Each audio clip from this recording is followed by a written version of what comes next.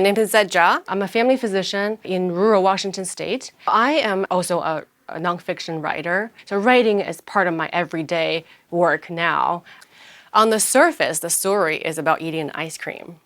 But really, it happens at a pivotal moment of my life where my parents are transitioning from my caretakers to being taken care of by me. Part of the story involves how my mother stole me out of a hospital when I was a baby, before I was about to be adopted out. And so that feels to me like my origin story. I feel is worth telling to the world. Anybody who's been a mother or has a mother, which is everyone, should know how heroic mothers can be. And I've always wanted to tell the story. It's January 2020, and I am a brand new attending doctor, driving my brand new secondhand SUV down the highway toward my brand new house in Eastern Washington state. In the passenger seat sits my brand new husband, whom I've had for 5 years. In the back seat sit my parents, whom I just picked up from the Seattle airport. They're sound asleep, my car is quiet, except for their peaceful breathing and my racing heartbeat. My parents have just arrived from China to visit me. In the past 12 years I've been in the United States, we've only seen each other a handful of times. And this time, looking through the backup mirror, my parents look a lot older than last time I saw them. My mom's hair is thinning, so she's wearing a perm to hide it. And the lines on my dad's forehead are carved a lot deeper than last time I saw him. And I am consumed by guilt. You see, in the Chinese culture, out of all the virtues, being good to your parents comes first. And I had not been a good daughter. I am their only child and left home when I was 20 to pursue a medical career on the other side of the world, draining all of their savings along the way. But this time, things are different. I'm no longer that starving medical student or resident, and I have a plan to make it up for my parents. At my house, I prepared a whole fridge of foods they've never tried before. I bought them new sheets, a new comforter, a new rice cooker, and this time actually brand new, not secondhand. And with this plan comes this declaration. I am the product of my parents' hard work and sacrifice, and I am worth it. But more importantly, from now on, I will be taking care of them. And what's the first step to my master plan? Stopping at Baskin-Robbins for ice cream. I glanced at the GPS. We're only a minute away from the exact store I picked out. My palms are starting to get sweaty, my heart rate is elevating, and I'm starting to hyperventilate. By the time I see that big Baskin-Robbins logo, I fully met sepsis criteria. I turn sharply into the parking lot and slam into a parking spot right outside the store. Then I turn to the back seat and say, "Mom, Dad, want some ice cream?"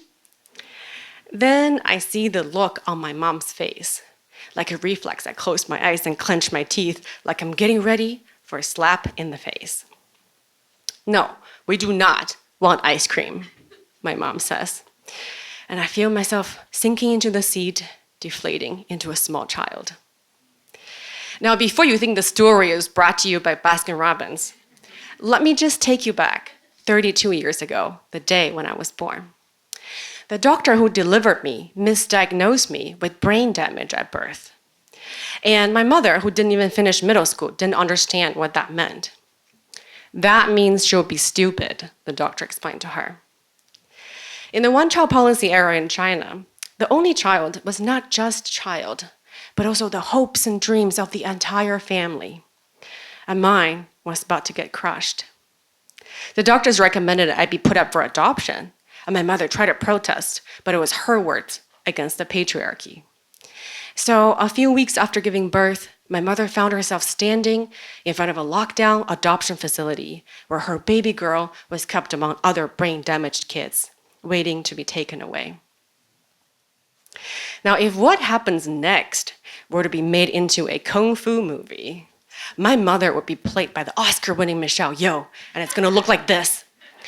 She arrives after dark in front of the evil castle, aka the hospital, dressed all in black. Then like a bird, she flies up from the ground, tapping her toes a few times along the walls as she ascends and lands inside the evil castle without making a single sound. Then she takes out her sword and fights her way through the villains, aka the doctors, and makes her way to her baby girl. But the reality was a lot less pretty.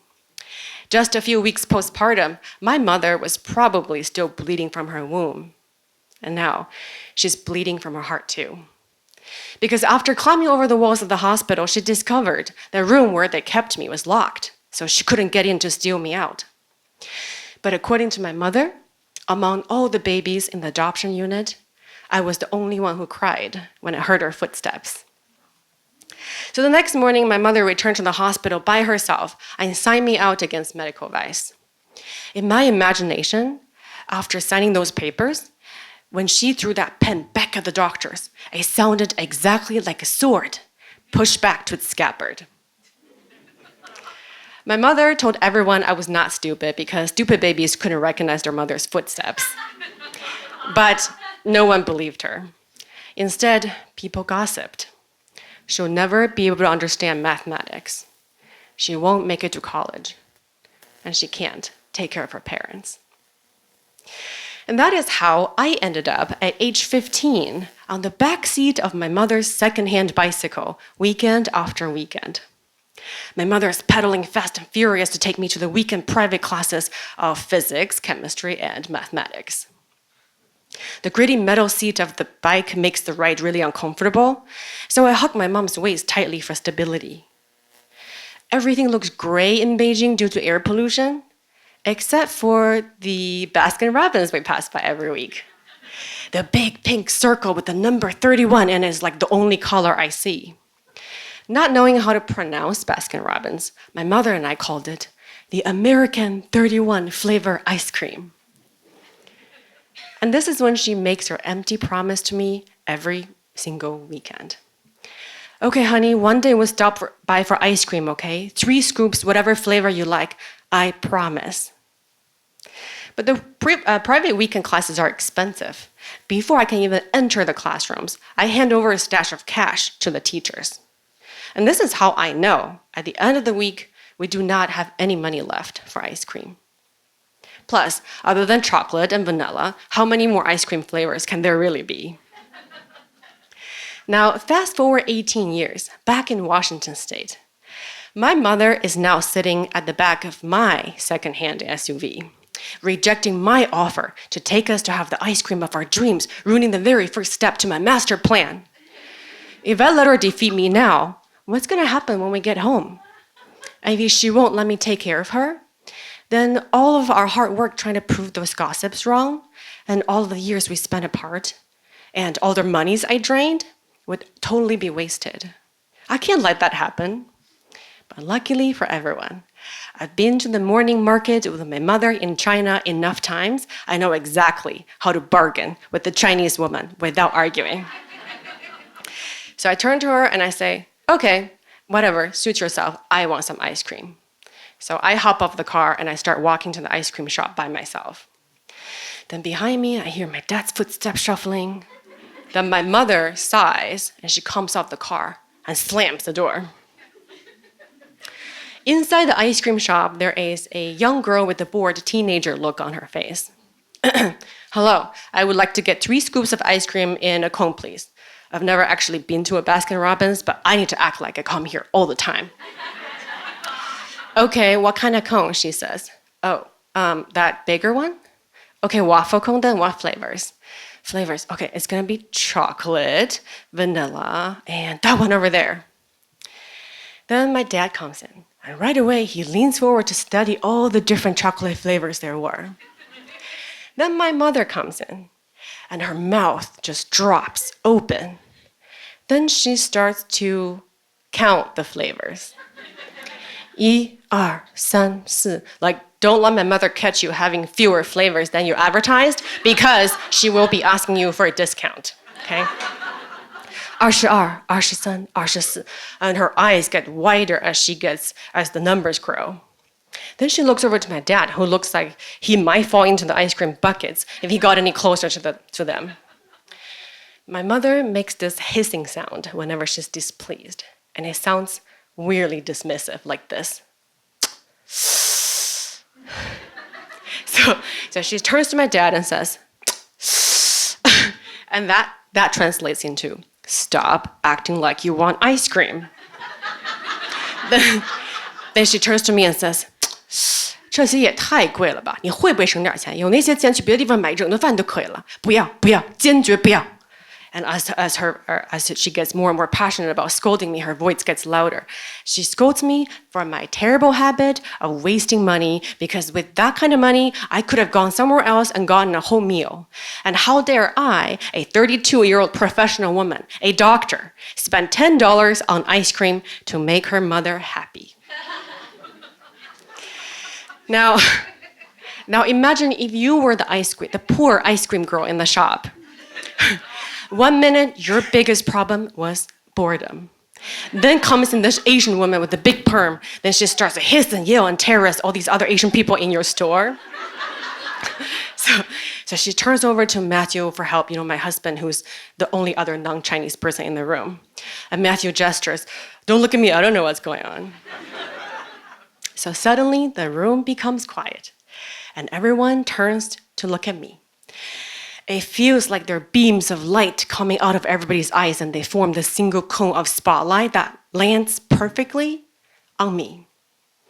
Ladies and gentlemen, I am not the hero in this kung fu movie. And no matter how much I'm bleeding inside, I need to act like I'm effortless on the outside. So I roll up my sleeves, and I speak to the ice cream girl. Okay, we take some chocolate almonds, world-class chocolate and peanut butter in a dipped waffle cone for him. For her, we get some cotton candy, nutty coconut, winter white chocolate, also in a dipped waffle cone, please and thank you.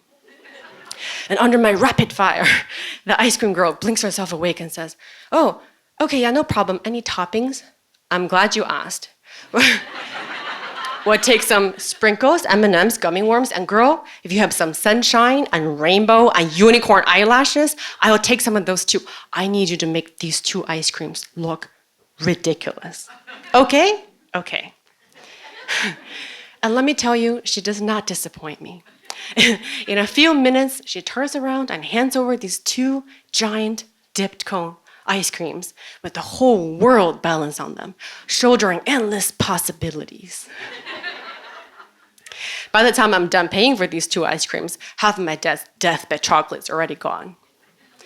Then I hear my mother whisper behind me, wow, American 31 flavor ice cream. So I turn to look at her, and she's taking a selfie with the ice cream. Taking a selfie with the ice cream like a tourist in front of the Statue of Liberty. Thank you.